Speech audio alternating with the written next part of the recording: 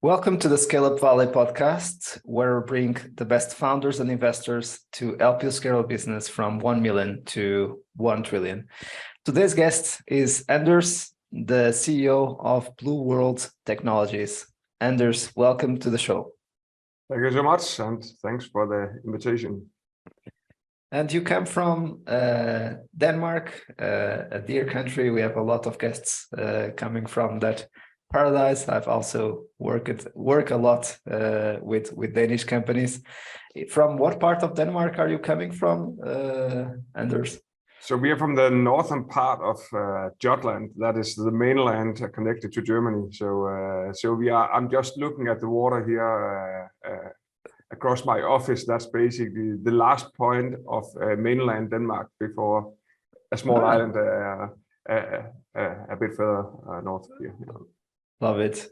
You have an amazing career in the green technology space. I will not try myself to explain what you do precisely, so I will let this for you. It's the second company that you are leading, and now a VC-backed company. I believe that your previous one was not a VC-backed, but it was super important to start the second one. Yeah. But I will let you tell your story and present yourself. Yeah. Okay. Yeah. So my name is Anders Korsgaard. I've been working in this fuel cell space for the last 20 years. Have an academic background within fuel cells and a lot of other engineering sciences as well, back from the late 90s and early 2000s, and that's also where I began my career.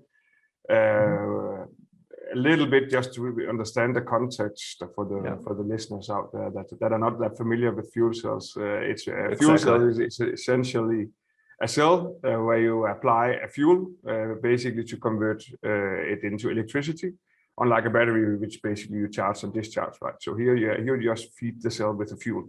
So in most cases, people are thinking about hydrogen for fuel cells. In our case, it's also hydrogen, but we have a so-called reformer in front of it that basically can convert a liquid fuel called methanol and alcohol into the reformer and then convert it into hydrogen that goes into the fuel cell, and then we make electricity. How that saves the world is essentially by reducing fuel consumption, and in particular when these power-to-X fuels are coming out, where you make hydrogen out of electricity or something similar.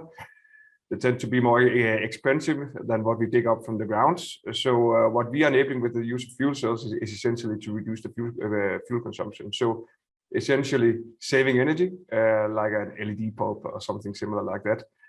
We are in energy saving area. And then in addition to that, a few other sort of important metrics is that it's zero harmful emissions. So essentially you will more or less breathe what is coming out of the fuel cell. There's no NOx, there's no particle emissions and so forth. And then at last, actually also for some of the larger applications, we can even also output pure CO2 that can then be compressed and recycled to the power-to-X factories around the world. So that's sort of what the value offering for the fuel cell essentially. So this we started to work with about 20 years ago. I was a PhD. From 2003, I met my partner, the CTO, who founded the first company and the second company together with Mads Bang. And we agreed on the first day to start a company. That was actually part of my reason for going back to the university. And at that point in time, it was extremely politically correct to do startups and spin-offs of universities. So the managers at the university thought it was a great idea that I did both a PhD and started a company. So that's what we worked on for 3 years. He was assistant professor, the co-founder, and we basically worked on one company and dropped that and then started up another one, which we launched in 2006. So that's and basically the technology we're then working with is this called high temperature PEM fuel cell. No matter what it is, it's still a hydrogen fuel cell. It's just operating at higher temperature. And that we also did in 2006. We bought most of the core cell components in the Serenity time, and we scaled that up, particularly leveraging the stationary market for fuel cells, but also we tried planes and buses and cars and trucks and everything more or less. Transportation sector. Yeah, we're sort of experimenting with the market and what worked, what did not. By 2011, we sort of focused a bit more the company in towards the stationary business, where we built complete systems for replacement of diesel gensets. Yeah. Those systems operated off methanol as well, as we're going to talk about today. And then we sold off the company in 2014, and we left the company by 2018. It was a German group that acquired a family-owned company that acquired Serenity, it was called. Yeah. But we left it in 2018. So that's sort of the complete background of what we do. So, and you have been leading that company from 2006 to 2018 as CEO, and 2018 you start Blue World Technologies. Yeah, exactly. Yeah, so one of the learnings we had from the first venture was essentially that the supply chain, so the cell components I was mentioning before, the raw materials and so forth, they were not really industrialized, and that was a big sort of showstopper, bottleneck for a roadblock for any commercialization moving on. When we left the company, there was some, how should I say, we had a little bit of strategic misalignment, perhaps. No reason to come into that in particular, but one of the takeaways was essentially this cell technology needed to be heavily industrialized before large scale, how should I say, commercialization take place. We actually didn't intend to start another company when we left. We're actually looking into other ventures. I've been investing a little bit in other startups as well myself. Oh, cool. And we were helping a little bit in one of them. And but after 5 months or so, we sort of said, okay, you're not done. I need to come back. A lot of investors and customers kept reaching out to us. And, we cannot. But we started again 5-6 months after we left. But this time it was then the fundamentals here needed to be in place. And we took on something that we could never have done in the starting point of the first company. And that is to invest a large 2-digit million euro number into building up a production and industrialization of cell technology before you have the slightest kind of revenue. so that's it's not exactly what you would call a lean startup, but of course it's sort of a second version. I read all the books, by the way, about lean startups and so forth, but we have tested the market for the last 20 years and did a lot of spins into the market. We know what works and what doesn't. What is the lowest cost of energy we need to achieve? What is the capex, opex models, all of that. So we came into Blue with a ton of experience, and that's sort of where we said, okay, there's no reason to figure that out one more time, developing product and systems and into the market, and before we have our fundamentals in place. There's no reason to really launch any system product or in solutions. Got it. And then Blue World, where are you in terms of the development of the company, the stage of growth? Yeah, so we started out in October 2018 with a blank sheet of paper. We raised the first 6 million euro after 3-4 months. So that was also a fast track compared to previously. And then we started to recruit people, right? So we were like 40 people, somewhere 35 to 40 people within the first year. A lot of them, of course, people we knew from the past, so that our organization grew extremely rapidly, both in terms of numbers, but also in terms of experience. And I understand that in this first year, from what you have said, the founders also invested a quite substantive amount of money, or did you? We also invested into it, but it was definitely most of it was driven by external investors. So people who knew us from around the globe basically invested because of what we did in the past. And that's why it's not something that we could have copied. Why didn't we just do that in the first? Right. It's impossible. Right. Impossible, right? So we got more than 6 million euro to a very large extent. As the pre-seed round, right? And then you were saying that was a seed round of 6 million, yes. And something special is that your co-founder comes from your previous venture, which is something that we know founding teams are one of the reasons why a lot of companies fail. So it's a luxury to be able to found a second company with someone that you've been working for such a long period of time, and even bringing a lot of your previous talent from previous company to the new company that already know each other, know you, also have experience in the field, right? Which is a very niche, and it might not be easy to find people who are qualified to work on that field. So I imagine that was a big advantage. I was laughing a little bit like 10, 15 years ago that the people were saying, "Oh, we want to build this hydrogen valley in our part of the country, Europe."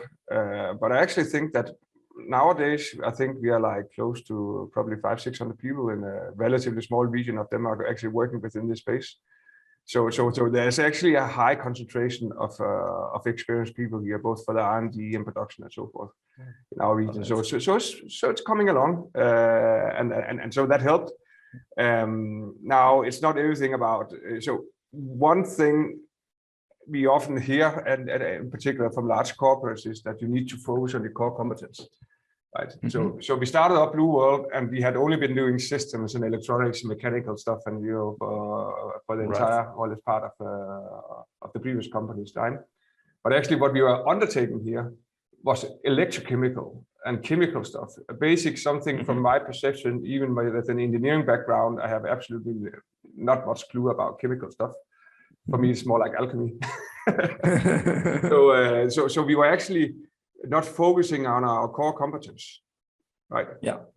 So that's something you often just focus on your core competence. But what if the market requires you to do something else than your core competence? What do? Well, you get it. And that's why we actually acquired a technology company close to Copenhagen. So in the other end of the country, we acquired that 1.5, 2 years after we were founded, as far as I recall. And so we took over essentially all the core chemistry, all of that. We had some super clever guys with us from the past as well, but not really the scale. So we actually acquired a 25-year-old technology company working just with this. Wow. It's not a big company, but somebody who was sort of super experienced in this field, right? And that was sort of our way to how should I say, to cut short essentially the way to on the industrialization. So if we had to develop that from all over again and test it for tens of thousands of hours, I remind you that 8,760 hours is a year, so it takes a long time to actually prove that a technology works. And so we are actually shortcutting in both in terms of technology and also in terms of personnel to get those guys on board. So they're part of our company now. And beyond that, of course, also doing a lot of hires of specialists in this area. Another thing we were not actually particularly good at was to do production machinery, but we wanted to do industrialization. We knew that was an important part, right? We knew the cells, the actual fuel cell and the materials going into what was a commercial bottleneck. So we need to acquire resources within electrochemistry and then production technology. And that's basically where we invested the waste amount of our user proceeds into that part of the organization, together with partnerships with very large manufacturers of production machinery.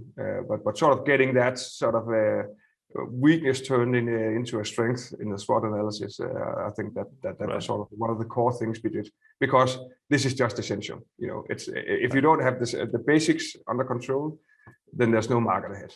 And so you are asking us where we came, and basically we are now at we just launched our factory last month. Yeah. After investing tens of millions of euro into it, we got all projects, the development projects. I'm talking both about the product, the electrochemistry, mechanical, but also the production machinery. There's a tons of development projects there. Some of them initially very much in the research level. So if you define between research and development, then some of the things we did very early on was actually research. So we brought all that together. And now we launched our core product, which is the fuel cell stack, and that's a foundation for Blue World moving on.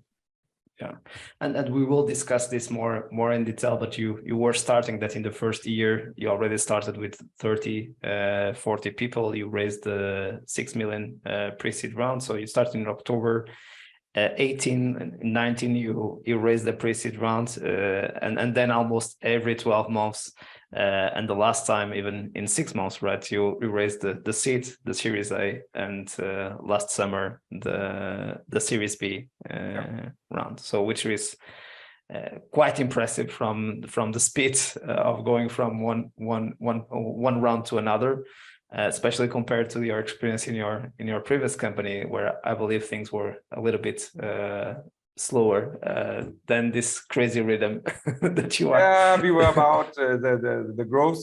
So after 4.5 years in our past company, I believe we were about 13 people, and now we are 120. So it's it's like a 10 times faster. Exactly. But you have been preparing yourself again, as you said, you needed that company to be able to do that today in this amount. And this is important for people to learn, that sometimes overnight success takes decades to build, right? So sometimes we feel, oh, why don't I just do what Anders did? So yeah, it took some time to get here. And definitely, you know, I've spoken with very clearly to the investors we got in that this is a extremely capex intensive journey, right? Yeah. It has a potential that is extremely large, but only if you get the fundamentals right. If you tried that before, if you don't have the fundamentals right, then you are basically relying on third party for your savior. So right. And that's what we don't do. But of course that part of capital raising is something that is maybe not that typical Danish, maybe not even European, and within the technology space. More Tesla. Also in the infant days, right, in terms of market adoption. Absolutely. And this is one of the main complexities, right? It's that typically investors go away already or get scared if you are doing a venture with hardware plus software. Here you are doing hardware plus software plus a factory, right? Or factories. So it's a very complex business model, very complex business. And also even in terms of teams, you need multidisciplinary teams and you need to be able to talk with very different stakeholders and be able to bridge the knowledge of all of that. It is good because we have come from academia and you have turned yourself into a business person, and you also invest nowadays. So you made yourself that transition, and maybe it is easier for you to be able to talk to all those stakeholders in a language that they are able to understand, and to bridge the team and to align the team to come together to build something amazing. Yeah, exactly. Yeah, so that's where we are, and yeah, we raised the last round last summer, as you said, 37. I think that was announced 37 million euro round, and so now we are sort of getting ready for the growth phase. So with the launch of the Stack Factory, we have a couple of verticals that we work on ourselves. It's sort of basically, if you combine it all, it's actually only one, but it's basically the diesel genset replacement, where we basically lower the fuel consumption substantially. And we have our stationary product has just been launched a few weeks back, and we are looking into scaling that quite aggressively, hopefully, as we have been for the rest of the time. And then we're looking into the maritime space as well. Definitely a lot going on there, and lots of, how should I say, partnerships on the short-term horizon there. So let's say that the IP and to talk in a language that everyone can follow, because this is very technical. It's really providing lower fuel consumption, and then you have different verticals and different applications, but the IP and the technology is always the same, right? That you exactly. It's the same cell construction, regardless of the market, essentially. And also what you are doing is to try to put together all the value chain to be able to. Yeah. Basically, what we do, if you read most books, it's about controlling the interfaces of the value chain. When you're entering with a new product, and so new product in the sense that it's not something the world has really seen at scale yet, then your supply chain is super fragmented at best. Right. And so before that's settled, you need to somehow control not that you want to do everything in the future. Definitely, you want to hope for modularization of for the industry, basically, where different suppliers come in at a later stage. We saw it basically. What everybody remembers was the computer industry, right? There was one company doing or the monitor, the keyboard, the mouse, everything. Right. Maybe one company else supplying the chipset, but it was a sort of extremely vertically integrated. And we saw that recently as well with the e-mobility space, a company putting up superchargers and building battery plants as well. Right. And extreme ends of the value chain, and that's sometimes needed. To take that extreme value vertical approach when you're entering with a new product. So unfortunately, that's super expensive. Yeah. FX wise, so. But a huge opportunity as well, right? So, so you need to build a platform because there are no providers, there are no suppliers that you can leverage on. So you need to build the suppliers, and of course you have the customers. So, but you need to create all the value chain because the value chain is simply not there, right? So basically, what we're trying to do to avoid sort of doing everything ourselves, we're pretty heavy on engineers and stuff like that. So everybody can see the value in creating something new themselves. But we're actually trying to avoid that, often with both subcontracting, development activity, production machinery, partners in the market. We have now the partnership with Deutsche, one of our shareholders as well. But we're really trying to leverage sort of the world around us, but still sort of control the core of the value chain to make sure that we get the products to the end customer. This is basically what makes it by the end of the day, right? And then we definitely don't want to build car seats ourselves, so to speak, and to take the other reference. We do really see the value in partnerships. And if you look over the last 4 years, I would say in average, 250 to 300 people have probably been working on this project, where we have only been like 50 or 100. But when we count all the consultants, all the partners, we have everybody around us, the ecosystem we have around us. It is much more than the number of people in the world, and otherwise we couldn't have overcome this huge challenge. Right. And as you said in the beginning, this is super counterintuitive, getting back to the lean startup models and et cetera. And especially the radical focus on your core competences, focus on your core, and try to delegate everything else or to subcontract everything else. So and that's why it's important to challenge ourselves, because that's what we have been teaching or teach it, but every single company, every single category is different, right? So you need to be able to have a lot of courage to see that this is the opportunity and to go in the other direction, to be able to really create all the platform that you need in order to be successful. And something that you did that is also quite amazing is almost to apply a methodology of work and of alignment to be focused on this complexity of having different verticals that you are serving, right?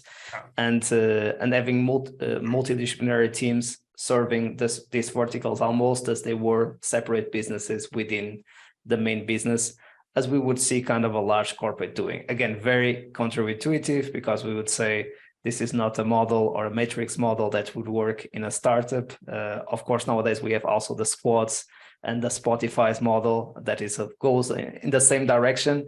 But let's say that people would say, oh, this seems too corporate to be able to make a startup and now a scale-up succeed.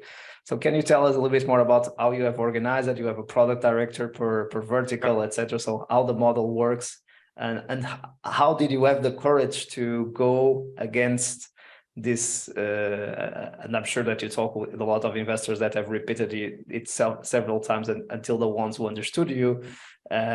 You need to find out a problem, a very small problem, and be the best solving that small problem, and not try to solve all the problems simultaneously. Yeah. So yeah. Sorry about the crazy question. I know that. Yeah. It was all over the world, all over the place. Yeah, I think I got it. So basically about our product matrix. So it's not a complete matrix organization. It's sort of a light, but a way of organizing that's addressing radical innovation across multiple functions, right? So when you're starting up a company, basically we have our fuel cell stack, we have our stationary effort, as a very dedicated product development there, and then we have our maritime effort. So those are sort of our big three product categories. You have to envision that you're building a company that needs to have as well an operations and a sales team, and you have a technology team. Maybe you have somebody there in the sourcing area. But those teams are basically working on a product where nobody has anything in the outset. So there's no production lines, there's no customers, there's no the technology guys actually don't know where they will end.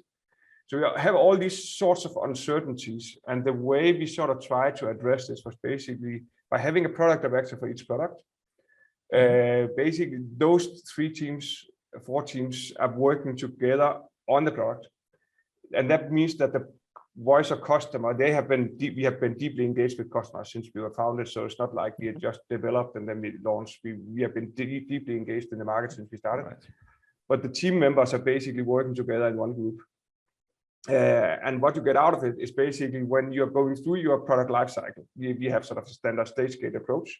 But when you are going through the different phases, engaged in a product life cycle. When you get to the pre-series, when you get all the documentation to flow in and everything, then you have the team members from all the parts of the organization already being involved. So there will be nobody from production saying, "Oh, we cannot assemble this," or sourcing saying, "Oh, this is way too expensive. We cannot use that supplier," or whatever. They have all been involved from the beginning.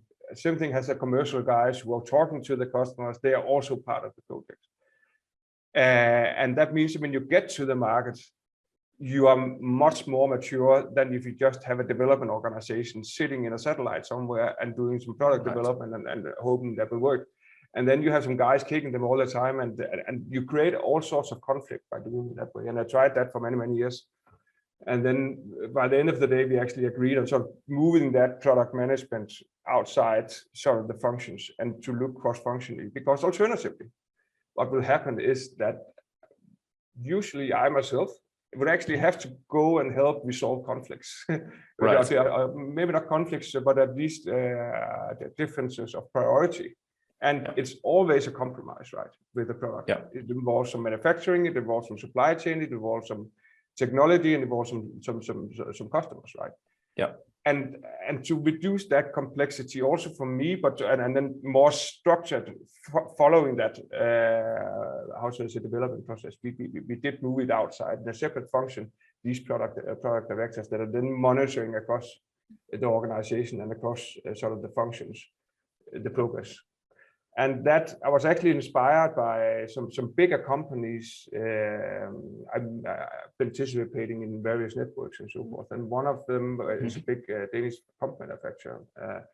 And they were actually doing it not for the new version pump number 3.2 instead of 3.1. That's sort of the how should I say, incremental improvements. This is not done like. But when they were trying to do something radically new, they actually did the same. So basically, they pull out people from the different parts of the organization, put them into a project, and then they did it sort of like in a lean startup way. But you involve all the different parties, all the different stakeholders in the process of doing that lean startup. So it's basically a lean startup sort of approach, just horizontally on in the organization. Right, much more a squad mentality. And it's incredible the importance of organizational design and also how it affects the decision-making process and how it frees up a lot of your time. I imagine, as you were saying, if you need to try to align everyone or prioritize all the decisions in the organization will become much slower in terms of execution, in terms of progress. So exactly. So basically, above the product directors, by the way, we have the functional managers. So they are in the steering group. So every month we sort of monitor the progress, and if there's something that needs to big priorities that needs to be made between the functions, then it's also taking that form. So I think it's working well. I think we have only worked on it for a bit less than a year. So I wouldn't say that we have all the nitty-gritty details of the process in place, but we did write down everything and the vision of responsibilities and so forth. So, and you were saying that the product directors report to whom in the organization? They actually report to me, but I'm not allowed to myself sort of to take big strategic decisions for them. So we do that in the steering group. So I'm more like the manager, how should I say, the director, leader of them. But in terms of what they're actually doing and how they're executing the project, this is actually for the steering group to decide. Where I'm of course a part of, but it's that also represents the other functions. So you have both the product directors and the functional executives reporting to you. Yeah. Got it. Makes a lot of sense. Cool. Amazing. So let's go into deep dive a little bit more on the fundraising component and what have been your lessons learned from pre-seed to Series B. And I anticipate that soon maybe it will be also a Series C, given the speed and the amount of time needed from round to round. And something quite impressive is that you were able to attract breakthrough energy as an investor with a fund created by Bill Gates. So can you share a bit more about the different rounds and the lessons learned, and who is backing Blue World Technology? Yeah. So I think I mentioned already the seed round. It's a 6.4 million euro round back in early 19 or late 18. Constituting of some different strategic investors, I would say, primarily from Asia. Then we raised another 8 million round, which actually should have been a 20 to 30 million euro round. But we were out actually closing a round with some VCs and some strategic investors in that order of magnitude, when everything collapsed in March 2020. So actually the VC fund we were talking to actually sort of on their LP side also didn't work out, and then sort of everything collapsed so then we were sort of in a somewhere between a rock and a hard place, what a situation. Sorry? What a story, right? So not an easy place to go. We actually had to reduce headcount a bit at that point in time. So I think we were about 40. I think we had to lay off 8 or something at that point in time to stretch the runway. And of course, I've been used to that. I'm living both with the financial crisis, of course, as an entrepreneur, and the COVID times. So we were fairly quick to sort of adjust our cash burn and so forth. And then we actually got a group of led by some smaller family offices, let's say in a 1 to 2 million euro ticket size, to lead the round. And then we did an 8 million euro round, but that actually ended up in quite a few shareholders at that point in time. So we are about 150 in total. But we managed to go through, and we did some fundamental stuff, and we started to hire a bit again. When was that? That was the end of 2020, and then beginning of 2021, we were then back on the track. Okay, now we need to raise that bigger round, and actually that's when we started to discuss with Deutsche and Bex Fund, and Deutsche being the German engine manufacturer listed company. and Vækstfonden being the sovereign wealth fund of Denmark. So we made a term sheet with them about summer 2021. And we're about to actually enter into due diligence when somebody called us up or wrote to me on LinkedIn. It was breakthrough, and they wanted to hear more about how about methanol and uses of ships and so forth. And we actually been, discussing with the maritime industry for quite some while, for a couple of years at that point in time. And we could see the logic behind using methanol fuel cells, and in particular also methanol on ships. So we say, that's something we're looking at, and then they came in sort of a little bit of an offset, and that's why the round became a little bit long. The species round it became from a tranche 1 in December until complete closing in August, 8 months later. Got it. So it was already 2 tranches with Deutsche Vækstfonden, so it sort of fit. At least we made it fit. And then came in all the regulations about FDI approval as well, so foreign direct investment, that came out in Denmark towards the end of 2020, which we didn't actually. Our lawyer and we actually didn't know it. So that also hit us a bit, sort of a bit of delay there. I don't know if you're familiar with it, but it's basically equity stakes above 10% needs to be approved by the Ministry of Business or Danish Business Authorities. It's called. So even for the German company, they need to be approved, and so does Breakthrough Energy. Because of the industry, because of being in the energy. Vertical. Like a critical technology area. You were within that space. Because I never saw that in other technology companies. This is just because this is it's something that's related to energy and critical technology. Then it's so we had to get 2 of those approvals. We are used to see it in very large corporates when there are investments from other countries, like from China and so on, in the US or Europe. Yeah, but we are under that umbrella as well. So we also had to deal. So you are famous. But now we have a good relationship in the Danish Business Authority, so that's good.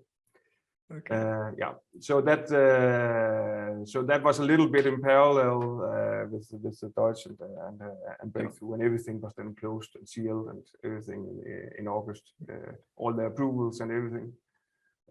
So that ended up, and actually we have a from the 2020 round, there was actually a relatively new venture fund that came in called Cycle Group. Led by a guy called Dan Thune. He was part of this family office round with when he had just started the fund, but now he actually raised quite a substantial fund.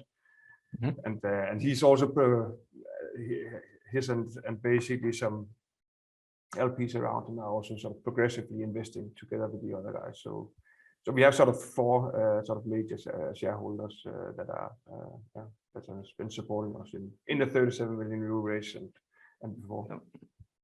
Now, I believe that everyone should be asking, the ones who are listening, do you have the chance to work regularly with Bill Gates, or it's very... He's flying by every week. No, there's been some. Do you have his phone and you call when you have questions about no, I think it's actually somewhat arm's length. You also have to understand that Bill Gates, of course, has his own activities he invests in, and then he started up this Breakthrough Energy.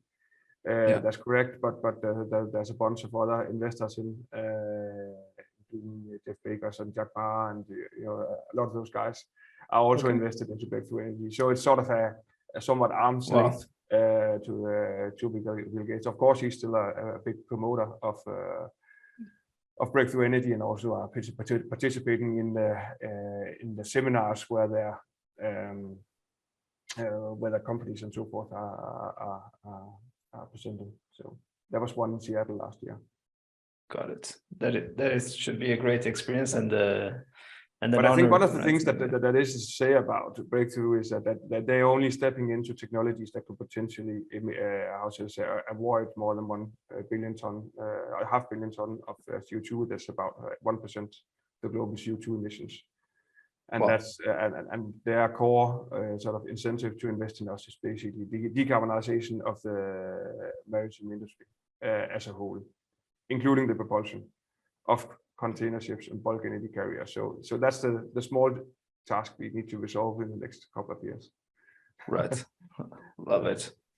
Yeah. So because the technology today reduces the consumption of fuel. Yeah, it's essentially, if you have some expensive e-fuel or biofuel, renewable e-methanol out there, it's very important that you reduce consumption as much as possible, because also, if you read his book, Bill Gates, there's sort of different challenges here. It's not a matter of whether technology is green or not, it's whether how big is the green premium by applying a CO2 neutral technology. That's the question you want to ask, green premium. The other thing is basically also, what is the footprint of when we want to go renewable across the world? What is the footprint? But how do we have enough space for wind panels and solar cells and all of that? And so we need to reduce the footprint of energy production as well, and that you only do that by energy efficiency. So that's part of the picture, right? That we need to increase the energy efficiency, both from a footprint perspective, but also from a green premium perspective. Those two things are super important. Got it. But the question that I was asking as a very uneducated person on this field, which is, do you see a vision of the company to not only produce technologies that reduce consumption and increase the efficiency of the footprint, but also being able to not create any consumption of fuel? I would say that was more the question that I was trying to get.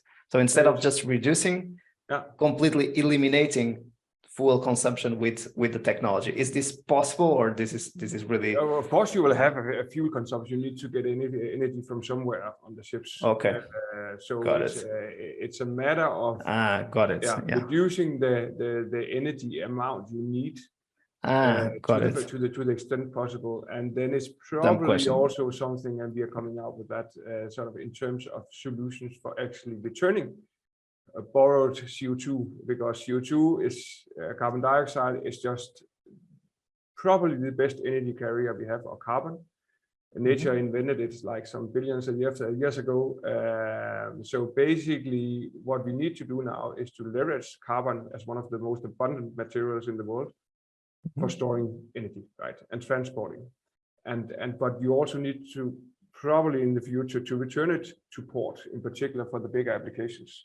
So actually saving the CO2, getting the CO2 out of our exhaust, and actually handing it back to port to produce new e-fuels. Because the amount of biogenic CO2 available is finite.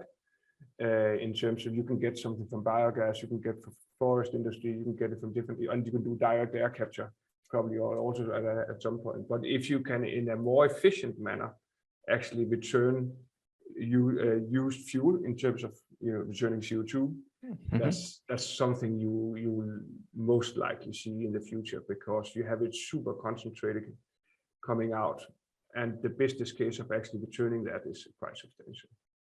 Got it. Awesome. And before we get into the last segment of the show, something that we didn't discuss too much was kind of the markets or geographical markets that you are serving. So you have very specific verticals, but in terms of the customers that you are serving, are they more located in Europe, in the US? Any kind of geographical expansion strategy that you are envisioning with Blue World? Yeah, so we let's take our three different product lines and do it super short. We have the fuel cell stack. There we're working with the largest corporates and tier ones, OEMs. That could be truck manufacturers or off-road vehicle like construction equipment and so forth. Those guys we are not serving ourselves. There we're working through partners, large partners, to develop systems based on ourselves, right? This is a global thing. We are not limited in any way. We are all over the place, but we are not in sort of B2B. We're not selling products to anyone. When we talk stationary, we need to have a far more sort of geographically focused strategy. Otherwise, we will drown. So basically, we are focusing right now mainly on Europe and Southeast Asia, and in particular ASEAN. Yeah. So quite active out there. We may have a few countries somewhere else, but it's sort of focused in that direction. And in the maritime, there's definitely some European efforts that are easier, how should I say, to work with as a company like ours at our maturity stage, I would say. We are looking a lot into that, but in general we do talk to sort of potential customers around the globe in the maritime space as well. But most likely we see most of our early demo customers and so forth going on in Europe. And this is also where we see the biggest pool for decarbonization of the maritime industry. That's sort of there's been lots of how should I say shipbuilders out there. For ferries and yachts and so forth for the last 10 years, willing to adopt methanol and methanol fuel cells on ships. But it's only like 1.5 years ago that Maersk really stepped in and said, okay, decarbonization of the maritime industry will at least start with methanol. There's no other fuel that can do it. So and that sort of made the entire industry boom in terms of production of e-methanol and so forth. So that sort of levers a lot, but it started out mainly in Europe, and now we see it expanding more globally. Got it. Makes a lot of sense. So let's go to the last segment of the show, where I ask you a quick question and you give me a brief answer, please. So if you'd have the opportunity to have a coffee with Anders at end of 2018, beginning of Blue World Technologies, what advice would you offer to your younger self? In the beginning of 2018 or beginning of 2006, but the first or the second? I would say the second, right? If it was 2006, I imagine that you would share even more, right? Yeah, that would be a bit more to share there. What we did that we shouldn't have done. I think we have been pretty much on the right pathway in terms of Blue World. Of course, I think whether that's one of the most important for any sort of startup entrepreneurs is always to have your partner, right? So our best alternative to negotiate an agreement in many different areas of doing startups. That's whether you're being struck by COVID in March, and that's your enemy, or something else. Right. Basically, never be pushed into a corner where you cannot get out of again. I think that's definitely a way to stay healthy. I think that's pretty much the best thing I can say, I think. Awesome. What are you the most proud of on your journey so far? I think I wouldn't say we didn't have a delay. Honestly speaking, we did in terms of getting this factory done. But I'm super stoked and proud about that with our entire team that we got this extremely complex technology to a level where we launched now the factory, and now we are also launching a complete system, and we have all the way to the end customer demos actually completed in just 4 years. And despite us having spent quite a few tens of millions of euros, I think it's one of the most efficient how should I say companies in this world getting to this stage, and then just in 4.5 years. I'm pretty stoked about and our entire team and everybody who contributed, and with the spirit we have. I think that's really what I'm proud of. Awesome. Worst advice ever received? Focus on your core competencies. no, I fully get it, and I repeat that several times. So it's so dangerous, right? That's how you end up in a Kodak moment. Exactly. That's a good point. Exploit and explore. I think that's one of the major. You need to figure out what the core competences, both as a human being and as a company, you need to have to fit the future. Exactly. Yeah. Good point. And finally, the resources. Your favorite book, business or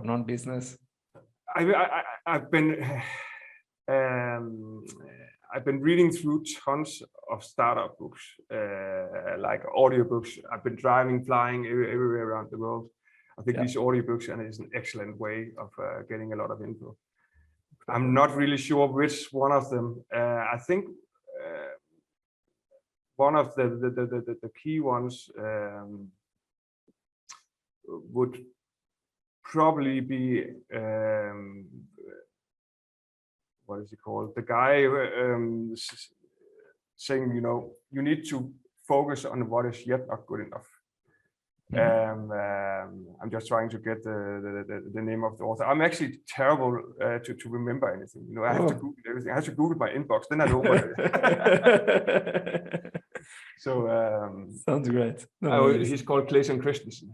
The author, the Harvard professor, and I think that's within entrepreneurial. If you don't, this is what you want to do to focus on what's not good enough, because otherwise you'll be fighting with the large corporates, right? So really taking on the challenge is something that is super difficult and that is fundamental for the business you're operating in. That's really where you create value, and sometimes it's just an awful thing to do, like building a factory when you don't have any revenue, but it was the right thing to do because this is where the value lies right now. Right. Favorite movie or series?